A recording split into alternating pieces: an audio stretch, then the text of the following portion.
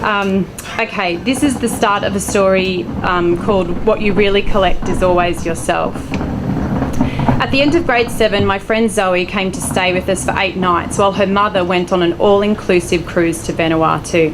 When Zoe arrived, Mum raised her eyebrows at the palm-sized box of chocolates Mrs. Collett had given her. She zipped up the side of Zoe's suitcase where a scrap of nightie had fallen out and tossed the chocolates onto the kitchen table as Zoe's mum drove away. Later, after we'd eaten Hawaiian pizza with my little sister Juniper, Zoe and I offered to take slices out to Dad, who was working in the shed. We arranged them like we thought someone in a restaurant might. We pointed the tips of the triangles together and badgered Mum for what we knew was called a garnish. She wouldn't have indulged me, but Zoe was our guest and it was only the first night, so she dug through the crisper and emerged with a sprig of parsley that we laid on top of the pizza. We stepped out into the night air. In Dad's shed, the concrete floor was veined with paint and bristling with dust and wood shavings. Plastic zip ties and nails and screws and a million tiny other bits of metal hung collected in old jam jars, their lids glued to the undersides of rows of shelves so they were easy to unscrew. After Pop died at the start of the year, Dad commandeered his tools. He wanted to restore Pop's yellow Morris Minor. There it sat in the middle of the shed under a bedsheet and a light bulb on a cord. "Dad, there's pizza for you." I saw his head bump up from a bench opposite the car. He stood holding a tin and a paintbrush. "Natalie? Zoe? What are you doing, Mr. Simmons?" He swept a hand towards his father's car. "Is that your granddad?" Zoe asked. "Pop drove it every day, didn't he, Dad?" Dad started sniffing, making strange and tiny crying sounds.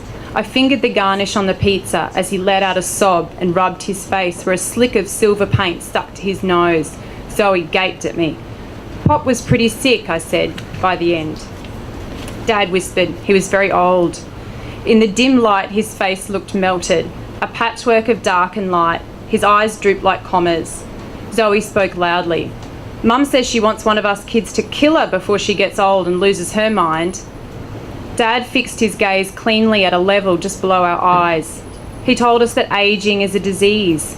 There are people, he said, actual scientists who are close to a cure for ageing. We humans are nothing more than machines. We are just like cars and aeroplanes that fall apart after a lifelong accumulation of damage. But humans can choose to fight it. Scientists already know how to keep bodies alive after death. Would you like me to stop because it's raining? "Like in freezers?" I asked, "with your head in ice." Zoe let out an almost soundless laugh.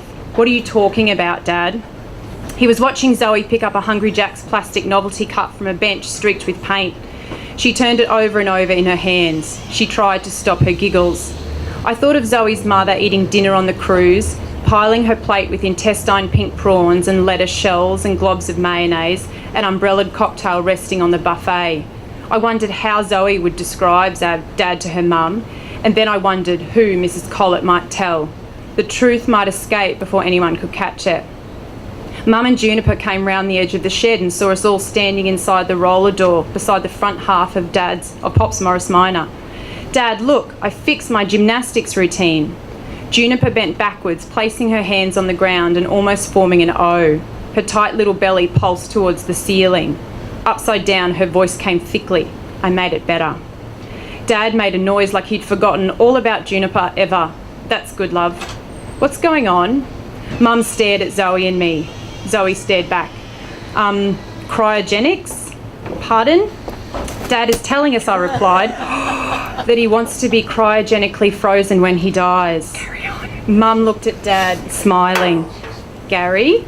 What?" He swallowed. "The idea is to keep on living, to just take a pause while your body is kept alive. From the moment we are born, not joking, Mum got it now. Oh, for Christ's sake, Gary, Zoe's here." Mum took up a jar of nails in her hand. The insides rattled. Juniper levered herself back to standing. "I don't want to die," he said. "I don't want to leave you all behind." Mum put the jar down hard. "If you love the girls so much, then why don't you come in the bloody house and make their teachers some Christmas shortbread?" Dad's blonde eyebrows and blue eyes made him look like a Viking.